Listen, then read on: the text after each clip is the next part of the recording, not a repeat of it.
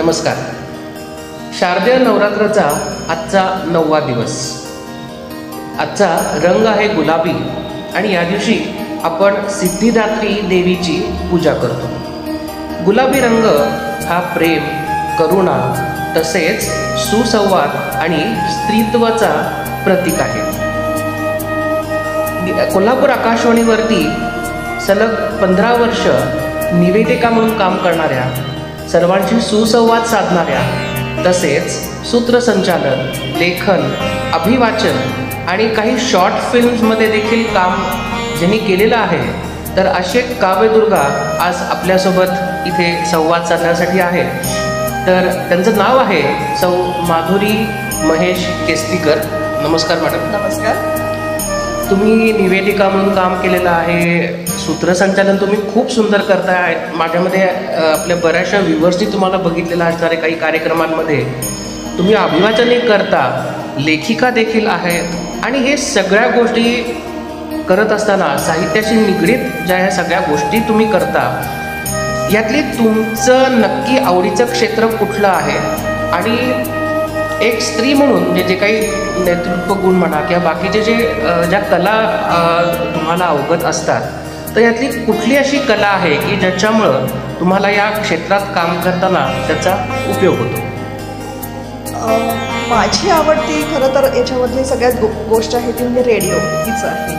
कारण आजच्या आकाशवाणीचा तुम्ही उल्लेख केला, मी तिथे 15 वर्ष काम करते, पण आज यावर्षी आकाशवाणीने 90 पार केलेली आहे. 90 वर्षाची झालेली आहे आकाशवाणी. आणि गेली 90 वर्ष भारतभर सगळ्या लोकांच्या मनात ती पोचलेली आहे. ही रेडिओची एक ताकद आहे ती जी मला कायम भुरळ घालते आणि म्हणून मी तिकडे वळले.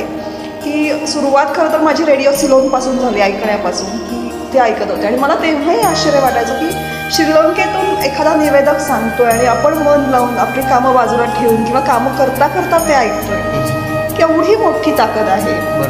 त्यासाठी खरंच ज्ञानाची गरज आहे. आपल्याला माहिती असणं, ती समजून घेणं आणि ती सांगणं ही एक कला आहे. तर तो एक सुसंवाद, जसा तुम्ही सुरुवातीला उल्लेख केला की सुसंवाद हा खूप महत्त्वाचा आहे. आणि खरं तर सुसंवाद हा प्रत्येक स्त्रीची ताकद आहे. प्रत्येक स्त्रीला ते खूप छान पद्धतीनं जमत असतं. आणि म्हणूनच मला खरं तर रेडिओवरती माझं सगळ्यात जास्त प्रेम आहे. आपण बोलतोय लाईव्ह आणि ते ऐकणारे हजारो जण आहेत. ही कल्पनाच इतकी सुंदर असते की नक्कीच. माझ्यामध्ये तिथे रिटेक्स वगैरे असे फारसे नसतात, त्यामुळं वन टेकमध्ये जे काय ते आपण करावं लागतं. खरंय. खूप छान. तर आजकाल आता आपण बघतो की सोशल मीडियावरती बऱ्याच वेगवेगळ्या माध्यमातून, जसं फेसबुक आहे, इंस्टाग्राम आहे, तर ह्याच्या थ्रू आपण सगळ्यांपर्यंत पोहोचत असतो. पण एक रेडिओची तुम्ही म्हटलं तसं ती ताकद वेगळी आहे. आणि समजा आता आपल्या काही व्ह्युअर्सना रेडिओमध्ये समजा काही काम करायचं असेल किंवा त्यांना एखादं काही सेगमेंट म्हणजे त्यांना काही सेगमेंट तिथे करायची असेल, तर त्याच्यासाठी तुम्ही या लोकांना काही मार्गदर्शन एखादा संदेश देऊ इच्छिता का? सगळ्यात महत्त्वाचं म्हणजे ऐकणं. रेडिओ ऐकणं हे सगळ्यात महत्त्वाचं आहे. त्याच्यामध्ये मला कुठल्या विषयाची माहिती, मी डॉक्टर आहे का, मी डॉक्टरीविषयी माहिती देऊ शकते का, लेखक आहे का, मी ललित काही माहिती देऊ शकते का, किंवा एखादी मला झाडांची आवड आहे तर त्याबद्दल मी माहिती देऊ शकते का, याच्याविषयी स्वतः विचार करणं खूप गरजेचं आहे. काळजीपूर्वक ऐकलं की लक्षात येतं की आकाशवाणीची जी भाषा आहे ती छोट्या छोट्या वाक्यांची असते. कारण ते एकदाच कानावर पडतं. आता सोय आहे की आपण ते पुन्हा ऐकू शकतो, पण पूर्वी असं होतं की ते एकदा कानावरून गेलं की गेलं. त्यामुळे ती जी भाषा असते ती छोट्या छोट्या वाक्यांची असते, सोपी सुटसुटीत असते. तर ही भाषा अवगत करून त्या पद्धतीनं ते लिहिणं आणि संबंधित अधिकाऱ्यांपर्यंत पोहोचून मी अशा पद्धतीने लिहिलेलं आहे, याच्यामध्ये काही बदल आहे का, असं करून तुम्ही आकाशवाणीवरती कार्यक्रम नक्कीच करू शकता. मग तिथे अशा वेळा काही माझ्यामध्ये थोड्याशा अनियमित अशा काही असतात का? एक तुम्ही जर अनाऊन्सर म्हणून काम करायचं असेल तर मात्र पहाटे 5ची वेळ असते. कारण 5:55 कोल्हापूर आकाशवाणी सुरू होते. तर त्याच्या आधी थोडंसं प्रिपेअर असणं, की आला आणि धाडकन सुरू करणं असं होत नाही. बाहेरच्या वातावरणात येऊन थोडंसं शांत होणं, कुठले कार्यक्रम तुमच्या हातात आहेत, कुठले नाही आहेत त्याची खात्री करून घेणं, यासाठी तेवढा वेळ गरजेचा असतो. किंवा तुम्ही त्या रेडिओ स्टेशनपर्यंत पोहोचणं खूप गरजेचं असतं, त्यामुळे तेवढा वेळ तो द्यावाच लागतो. पण एक म्हणजे तुम्ही कधीतरी एक भाग म्हणून त्याच्यामध्ये येणार असाल तर 11 ते 5 या वेळेमध्ये रेकॉर्डिंग्स होतात, तर त्यावेळेला तुम्ही जाऊ शकता. माझी देखील म्हणजे 2 ते 3 वर्षांपूर्वी एक मुलाखत झाली होती आणि खूप छान एक्सपिरियन्स असतो. तर माझ्यामध्ये तो एक्सपिरियन्स असाच डोक्यात म्हणजे माझ्या अजूनही त्या मेमरीमध्ये तो आहे. पण आता आपण वळूयात आपल्या काव्य वाचनाकडे. तर आज तुम्ही कुठली कविता तुम्हाला वाचायला आवडेल? असरगंध या काव्यसंग्रहातील डॉक्टर सुजित सौंदत्तीकर यांची अहंकार.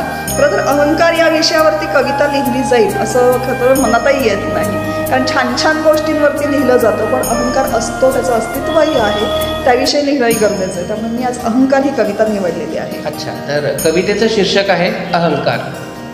कुठे कुठे शोधतो आहेस वेड्या, मी दडलोय खोल तुझ्यात.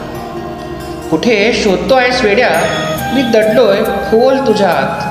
थोड्याफार प्रमाणात प्रत्येकात ठेच लागता कळत नकळत येतो उपाळून मी. ठेच लागता कळत नकळत येतो उपाळून मी. वाईट साथसंगत माझी आहे जाणून मी. माझ्या विना अपुरा भावभावनांचा सारीपाठ. माझ्या विना अपुरा भावभावनांचा सारीपाठ. देतो मीपणाचे आंदण. देतो मीपणाचे आंदण साऱ्यांना विनामूल्य मी. माझ्याशी गुणता माणुसकीला करतो उत्तर शून्य मी. अगदी बरोबर. माझ्याशी गुणता माणुसकीला करतो उत्तर शून्य मी. मागेल जो देतो त्यास मनापासून साथ. वास्तव्यास असतो तुमच्या नजरेत मी वाणीत मी. वास्तव्यास असतो तुमच्या नजरेत मी वाणीत मी. देहबोली अन विचारात नात्यांच्या आणीबाणीत मी. खूप छान. होती प्रमुख भूमिका प्राचीन थोर महाकाव्यात.